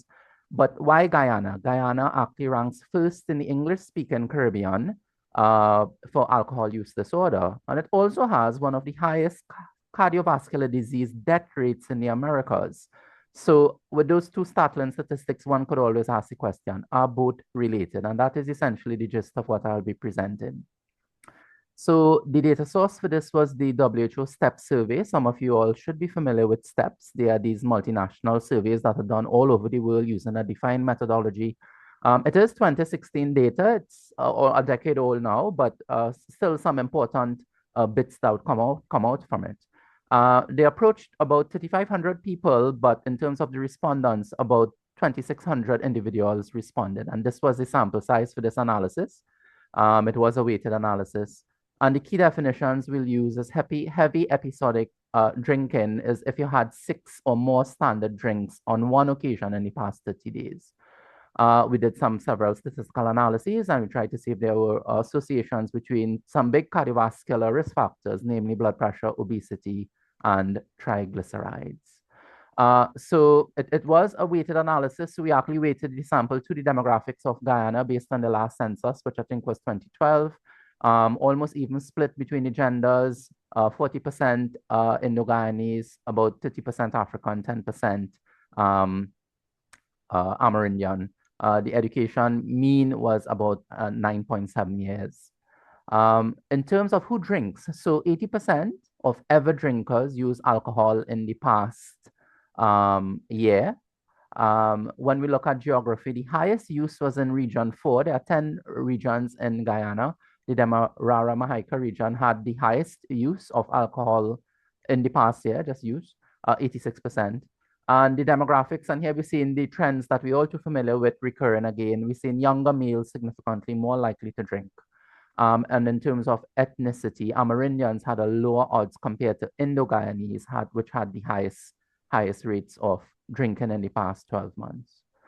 When we turn our attention to the main purpose of this paper, which focuses on heavy episodic drinking, if you looked at all the current drinkers, so all the people who drank alcohol within the past 30 days, the current drinkers, about 2 in 5 of them displayed heavy episodic drinking. If you look at the entire sample, it was about 16%, about 1 in 6 people in general displayed heavy episodic drinking, but 2 in 5 of current drinkers. Again, not surprisingly, the gender association predominates, with it being mainly a male-dominated behavior, with men having a 6-time odds more compared to females. And the peak age group for heavy episodic drinking was in the 25 to 29 age group. The percentage isn't listed here, but about a quarter, about 25% of the people within this age group displayed heavy episodic drinking. They being having a 2 times more odds was relative to the youngest age group, which was 18 to 19, which had about a 13% heavy episodic drinking rate. And compare and contrast that to the group that displayed the lowest drinking, which was actually in the 60+ age group, which about 7% of those people having HED. Indo-Guyanese was at highest risk compared to the other dominant races, compared to Africans and Amerindians. And that's an important trend that we see recurring not only in Guyana, but in other sister islands. I wanted to focus a bit on heavy episodic drinking versus income. And I actually created this chart specifically for it. And what that chart, if it seems to glance over there, right? For some reason, the chart isn't coming up. But what the chart showed is more or less a linear relationship between all the income categories and heavy episodic drinking. It was almost like a dose-response relationship. As income went up, heavy episodic drinking went up as well. Adjusted for age and gender and ethnicity, we saw associations between heavy episodic drinking and cardiovascular risk. We saw that heavy episodic drinking was positively correlated with elevated blood pressure, definition of elevated blood pressure more than 140 or 90. We also saw that heavy episodic drinking was associated with obesity, and it was not surprisingly also associated with triglycerides. So, I mean, what does this mean? And we have heard these discussions already for the morning. It's reminiscent of regional trends. We see that these patterns that we saw actually matches the data that has been done in Trinidad and surveys in Suriname. We again see in the South Asian descent being disproportionately affected. And there is data to suggest biologically reasons why South Asians actually might be disproportionately affected by alcohol compared to other races. And as I alluded to, higher income was associated with an increased odds of heavy episodic drinking. So the wealth paradox is an important paradox, and it's an interesting thing. And for some reason, the graphic refuses to show when I click on the button. But the wealth paradox essentially says that generally higher income is associated with better health outcomes. And we know that's generally the case. But the point I would like to make is alcohol is a good example of the wealth paradox, where increasing income and increasing disposable income actually is associated with worse outcomes when you look at alcohol. In terms of the strengths and weaknesses of this study, it was a nationally representative survey. It focused on heavy episodic drinking. We looked at objective CVD risk factors, which was actually collected by those doing the STEP survey, and it addresses a major gap. You know, people always say, well, this research has been done in other parts of the world. How generalizable is it to a Caribbean population? Well, we have the evidence here. Alcohol is associated with cardiovascular risk factors right here in the English-speaking Caribbean. In terms of the weaknesses, it was a cross-sectional design. You know, you can draw causal inferences. It did not capture lifetime alcohol exposure, drinking trajectories, contextual drinking patterns. And in terms of alcohol exposure, this was self-reported. And interestingly, 78 individuals in the survey reported stopping alcohol because of complications related to it. They were still included in the non-user group. But the reason I have these 2 points here in bold is these 2 areas, while they may have been weaknesses, may have probably underestimated the associations we found in our study. So you could only wonder if the associations would have been greater had would we have been able to address these 2 factors. So in terms of recommendations, what we do, this was a snapshot, this was 10 years ago. We could only wonder if things have changed. A cohort study and following up HED patterns and NCD linkages would be useful. We have heard about the best buys. We know that taxes, banning on marketing and reducing access are the biggest hits, the big things that make a huge difference. Guyana has legislation, and this was discussed in this paper. They have an intoxicating liquor licensing act, which was, I think, revised in 2022. And yes, we should, of course, promote the legislation, enforce the laws. This legislation only speaks to signage around places that sell alcohol, discouraging people from drinking and driving. That is important, but it doesn't go the full way in terms of the big Best Buy policies that we know make an even bigger difference. So to summarize, alcohol use is high in Ghana, especially Region 4. About 2 in 5 drinkers engage in heavy drinking. Heavy episodic drinking is associated with CVD risk factors, and therefore we need, tailored public health messaging and policies in place to combat this link. All right, so with that, I thank you, and I hand it over back to you, Ken. Thanks, Shastri, and leave it to an academic to bring us exactly back on time. Thank you so much. And I know that this cross-sectional study was done before the COVID-19 pandemic. Indeed, yes, it was. Yeah, so I think it would be interesting looking at data after a major, should I say, behavioral change stressor has occurred in the region. Might be interesting to see whether some consumption patterns has changed significantly. Okay, so over to you now, Caleb, who is going to present on the youth poster competition in St. Lucia. I thought the youth were going to lead us, but you were bringing up the tail end here. But I'll hand it over to you for your presentation.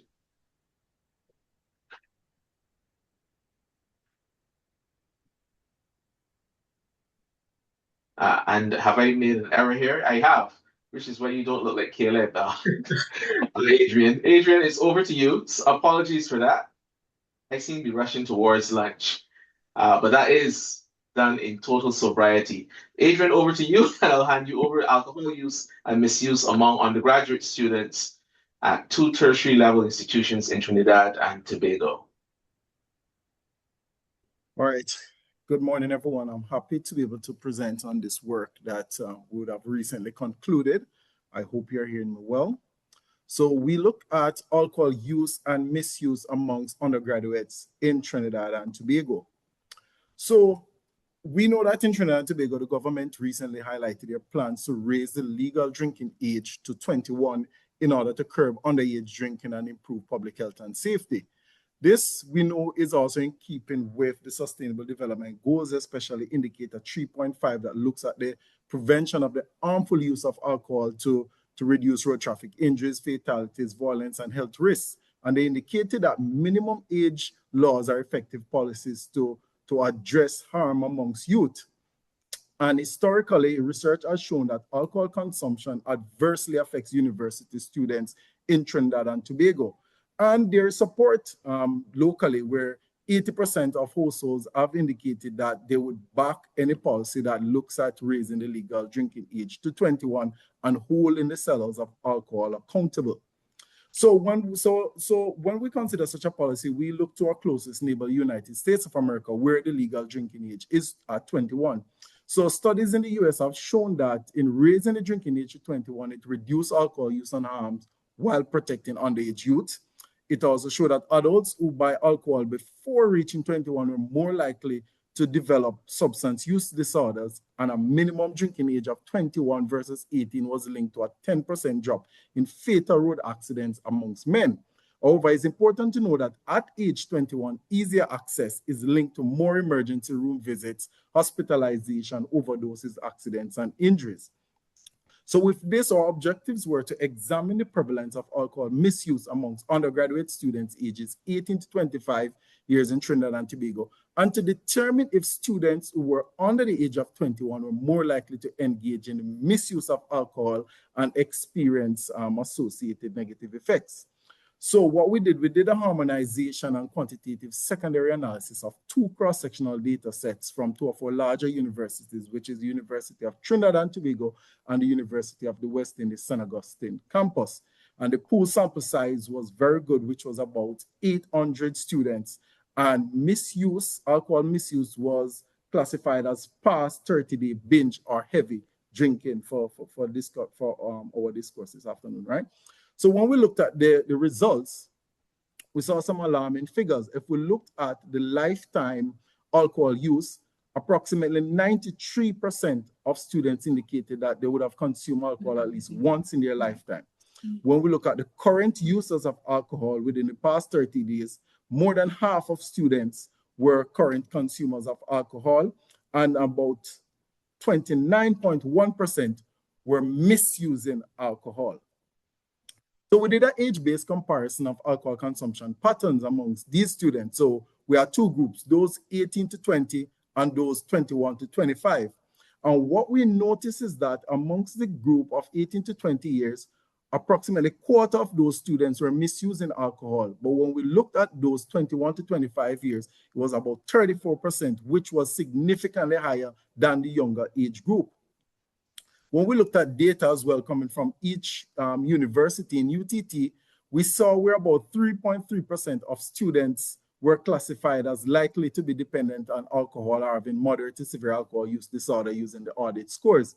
And it's important to know that 60% of such students were already over the proposed limit, right? And when we looked at data from UWI, it shows that 82.5% of UWI students indicated that their first exposure to alcohol was either in primary or secondary school. And I repeat that, 82.5%. So we did a binary logistic regression to look to see what factors were predictive of students being current misusers of alcohol. And the only factor that was really predictive was age. And we saw where students who were 21 to 25 years were 50% more likely to misuse alcohol compared to those who are 18 to 20. And it's also important to note that when you're looking at misuse of alcohol, males and females had equal likelihood, and this would not have been so 20 years ago. So we did a comparison as well to look at the negative effects of alcohol use that would have been experienced within the past day, and this data is coming from UTT. And it's important to know that when we compare both age groups, the rates of these effects were more or less the same. However, it's important to, when we look at this table, we notice that unprotected sex while being intoxicated or under the influence of alcohol was significantly associated with the age, where those 21 to 25 had a higher prevalence rate. But when we looked at those who drove under the influence within the past year, those who were in the 21 to 25 years, we saw approximately 23% of them compared to those 18 to 20, which was only 10% of that group. So the 21 to 25 age group were significantly more likely to be participating in drunk driving. So what are some of our policy implications coming out of this whole issue? One of the strongest arguments is that the prefrontal cortex maturation continues within the 20s, and it increases vulnerability to alcohol use and misuse and so on, which would support a delay in alcohol initiation until after adolescence, which would justify the argument of raising the legal drinking age to 21. But two things important to consider. In raising the legal drinking age to 21, it aims to reduce early alcohol exposure. But current findings shows that the higher misuse is amongst those who are already above this threshold. So we have to consider how would we help these persons. And also with the legal drinking age currently at 18, we still have about 82.5% of U.S. students who first consume alcohol in primary or secondary school. So therefore, any increase in the legal drinking age must be paired with behavioral education and complementary policy interventions to meaningfully address underage initiation in this population. And we have to also consider some public health implications coming out of this study, where we are seeing that the students who were 21 to 25 years were more likely to be engaged in unprotected sexual activity while under the influence, and they were also more likely to be engaged in driving under the influence.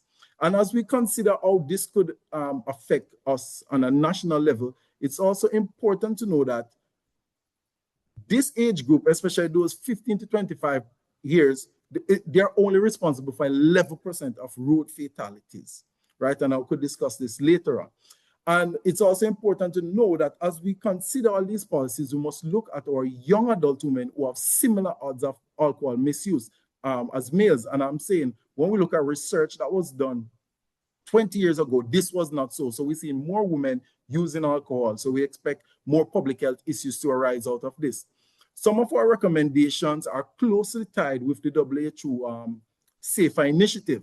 So things such as increasing alcohol prices through taxation, and we have seen where locally some bartenders have reported informally that they experience like about a 50% drop in sales.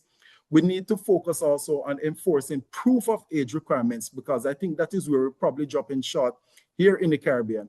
And we have to also consider how would we hold the sellers of alcohol accountable? And this is actually supported by a majority of households in Trinidad.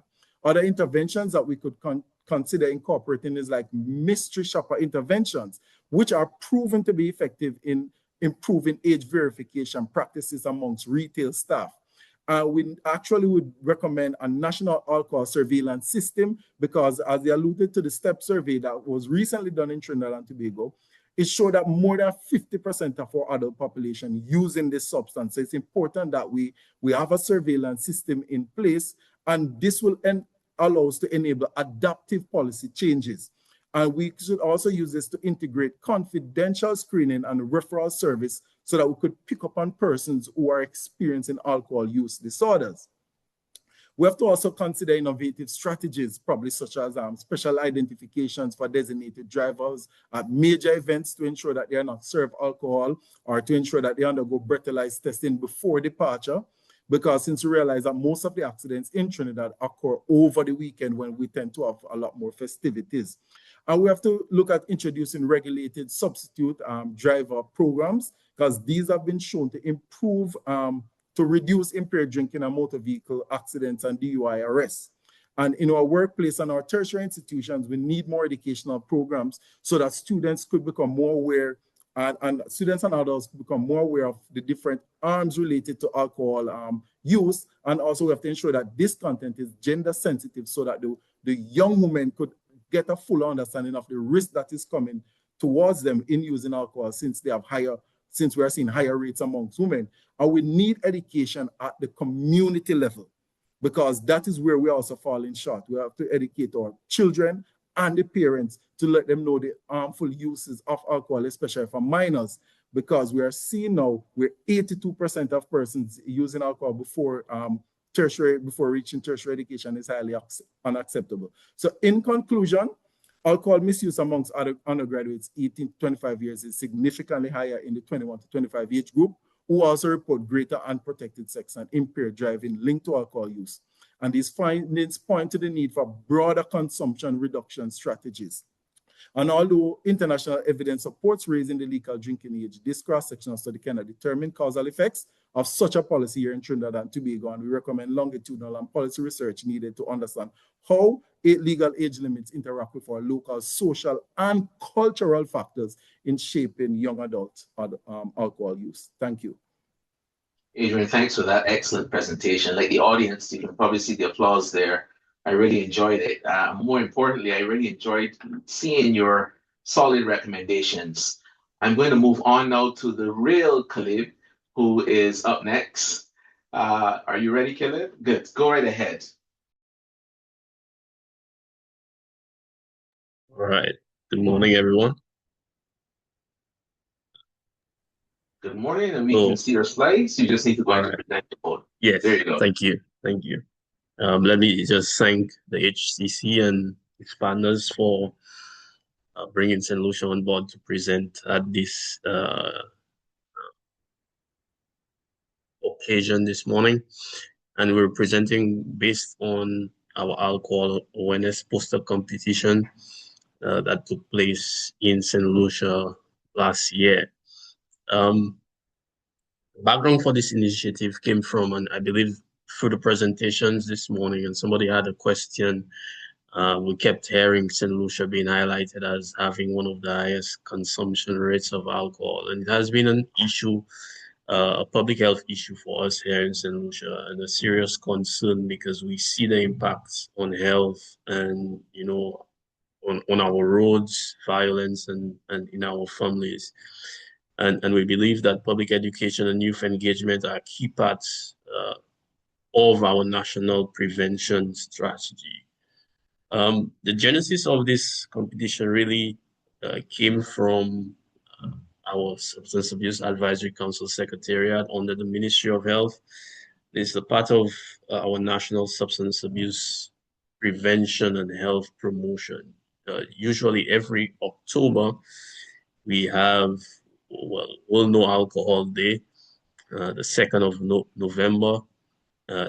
We have set aside the entire month to bring awareness to alcohol. And we also use the time because breast cancer awareness, we make the link with alcohol use and breast cancer awareness during this time. It's also our cultural festival month. So in St. Lucia, just like Dominica and these countries, we have our cultural festivals, and St. Lucia has ingrained in our culture the use of alcohol. So we use the time to bring awareness to heavy alcohol use and its dangers.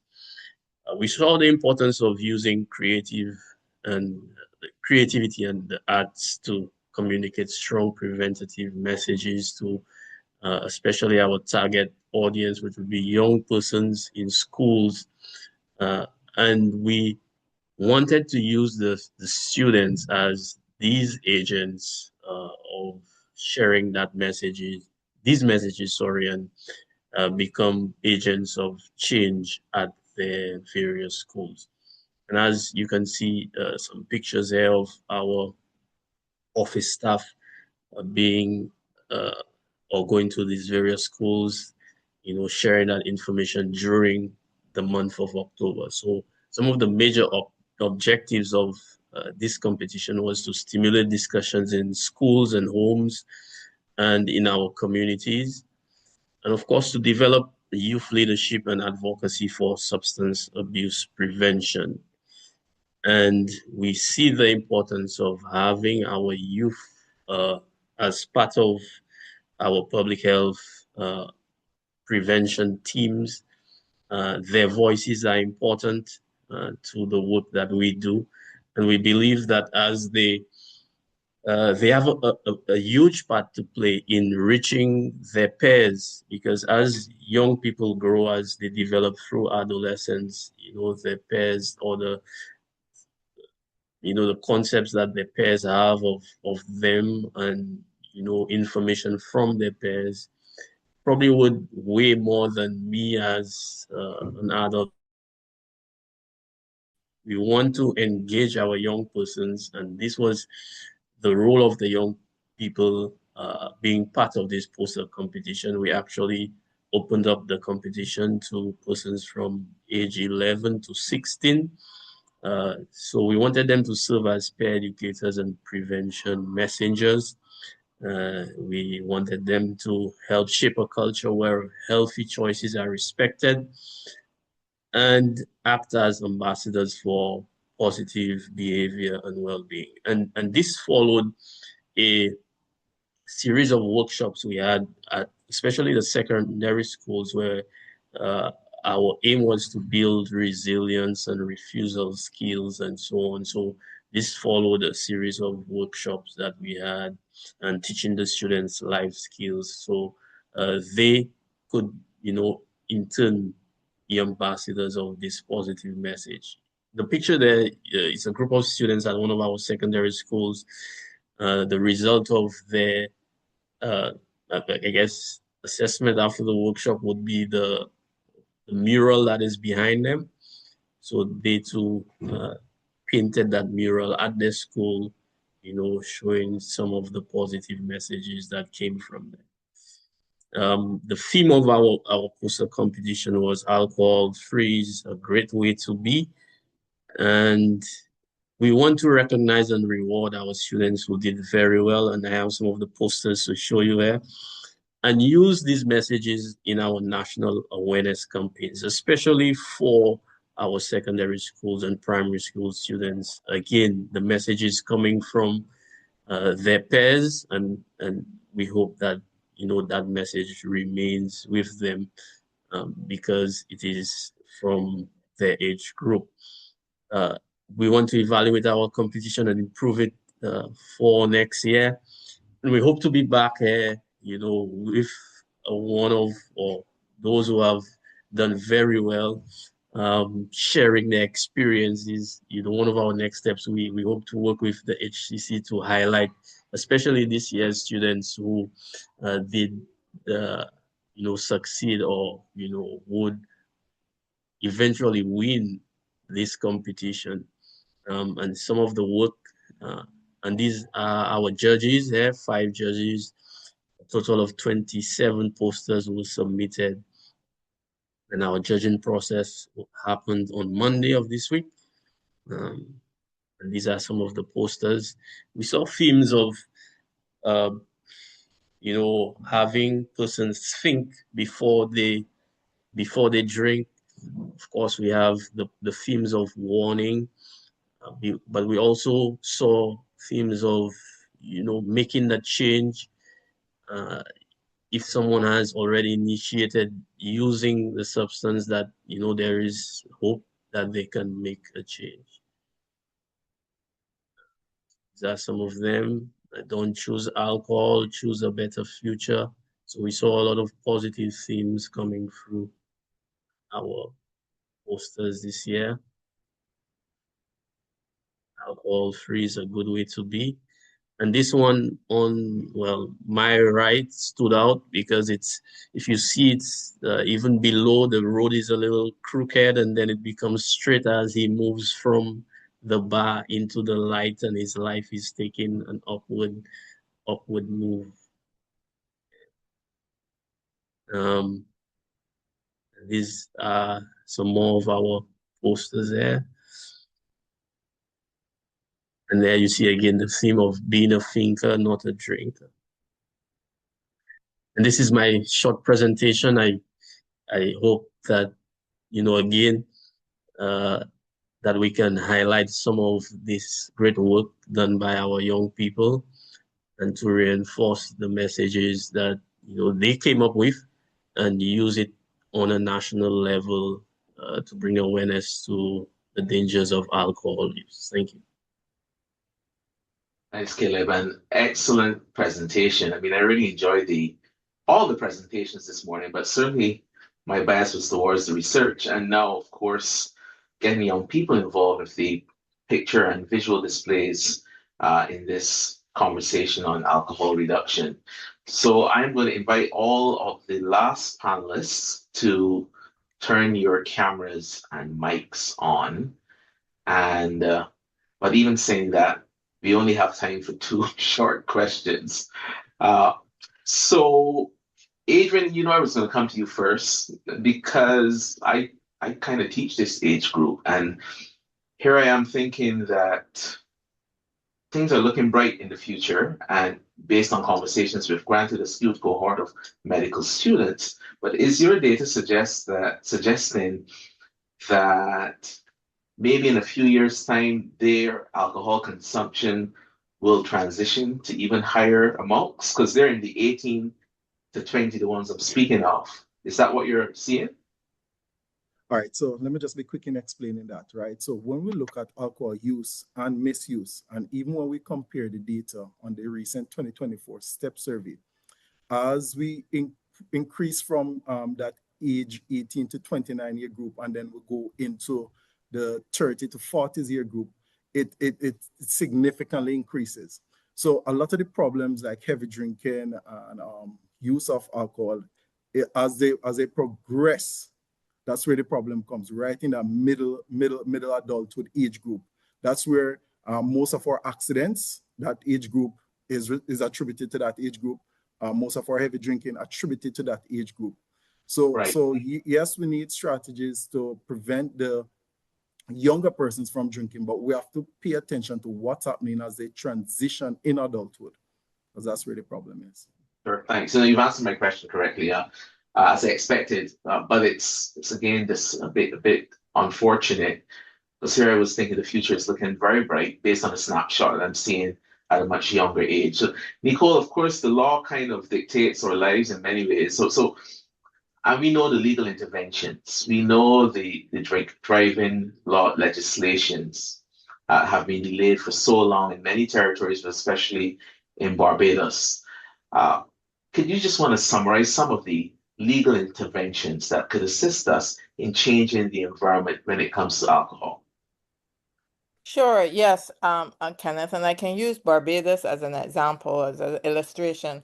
So when we look at Barbados's legislation as it relates to alcohol, we see that the legislation is very much focused just on sort of administrative side of things. So access to the, getting your liquor license and not selling. But really, where the most impactful policies are, we don't have the legislation. And so specifically what we're talking about, we need legislation that speaks to sponsorship and marketing. We need legislation that regulates children's access now and the availability. So to move beyond just the surface administration of the sale of alcohol and really implement those best buys that we see in the context of SAFER, particularly, as I said, as it relates to sponsorship and marketing. And that then brings in our children, all of that, because it's all interlinked. Sure. Thank you for that. I'm not sure if Lawrence is still here. I know his camera is off, but maybe anyone here can answer this question, because I know it's a burning question from the audience.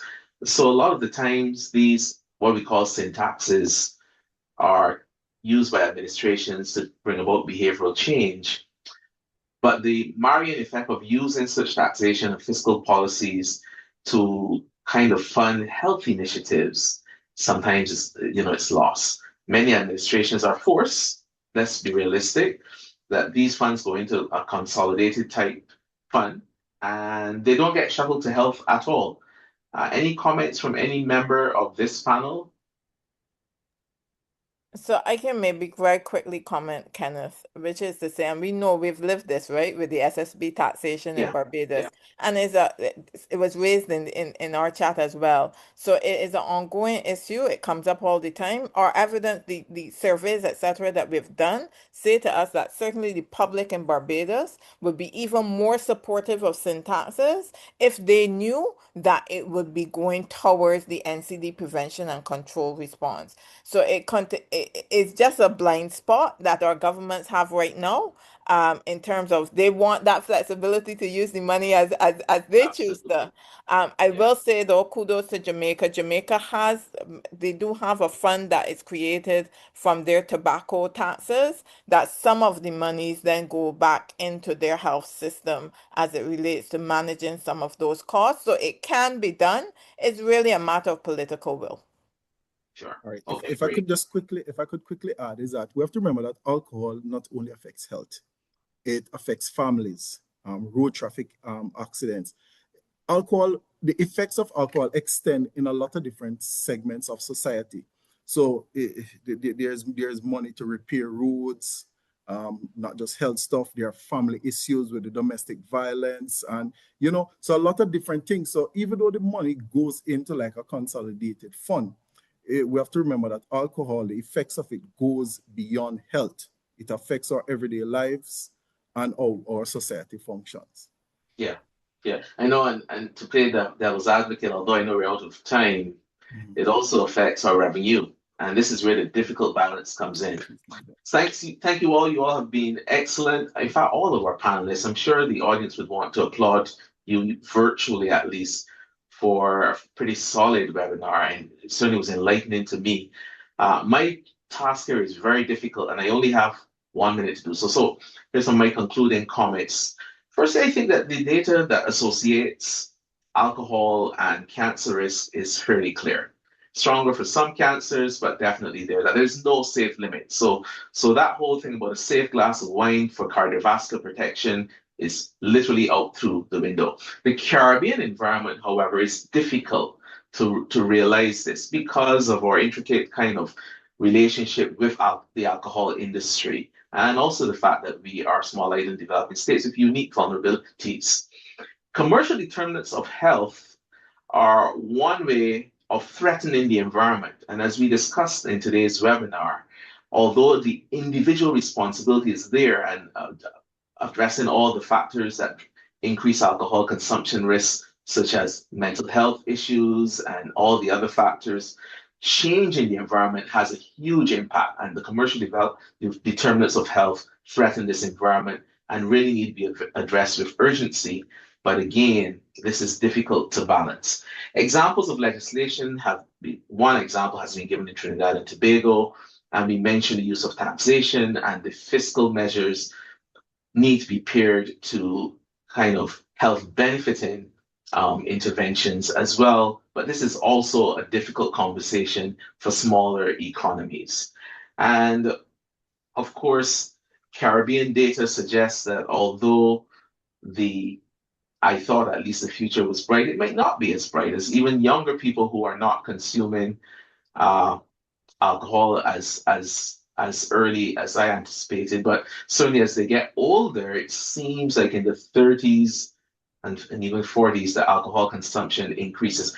So how do these small countries balance this between the benefit from revenues and the cultural norms and the many carnivals that we experience with demanding change of the environment, including commercial determinants of health? How do we make our citizens more informed so that they hold administrations regardless of the seasons that they may be going through, especially the one here in Barbados, keeping them responsible in choosing administrations that speak directly to the commercial determinants of health and the impact that alcohol has on health?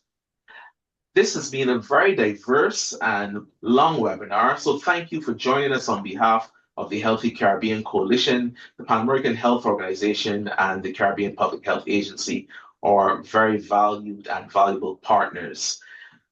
Over lunch and over dinner, I hope that you consider all the things that we've consumed today and that you also encourage the person around you, whether it's a family member, you're a work colleague, or even if you are at the level of policy lobbying for change. Remember, on this Caribbean Alcohol Reduction Day, there is no safe limit.